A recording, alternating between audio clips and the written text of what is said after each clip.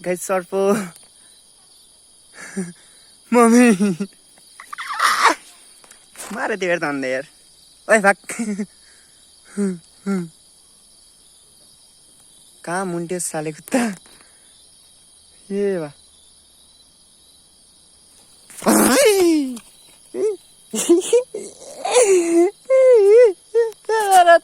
देख्न लायक भएछ बरिलै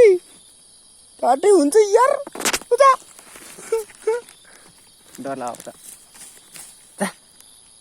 मलाई त यार आउला से एकछिन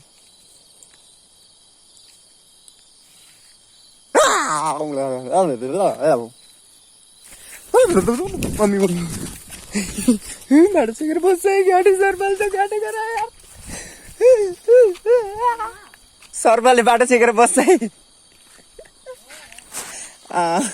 भन्दै टोके त्यो गाँठे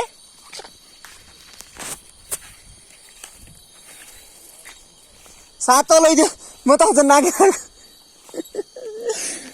ए बा झन्डै सर्पाल मारे त्यो गाई चाहिँ म देखाउँछु भनेको थिएँ देखाउँछु भन्नु अनि लाइट निभाउँदा बित्तिकै त गइहाल्यो लाइट बालिराख्दा बसिरहेको थियो लाइट निभाएपछि त गइहाल्यो यार झन्डै सर्पालले खाएको मासुको छ बहुत डर लाग्यो यार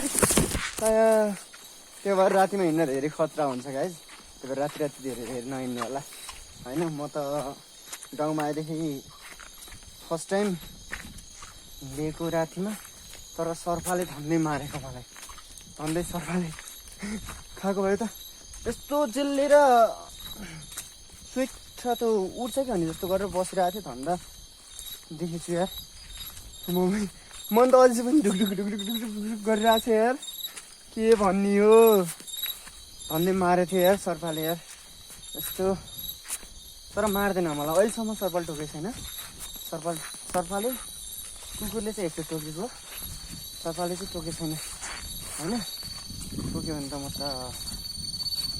मरिहाल्छु भन्न त मिल्दैन होइन गाइज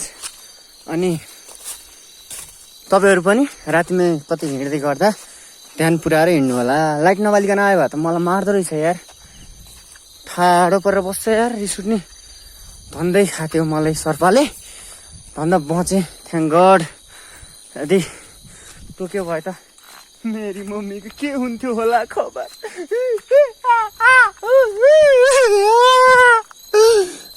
मन अझै डराइरहेछ जता कतै सर्प देखेर सर्प त अलि तारिँदै गरेको छु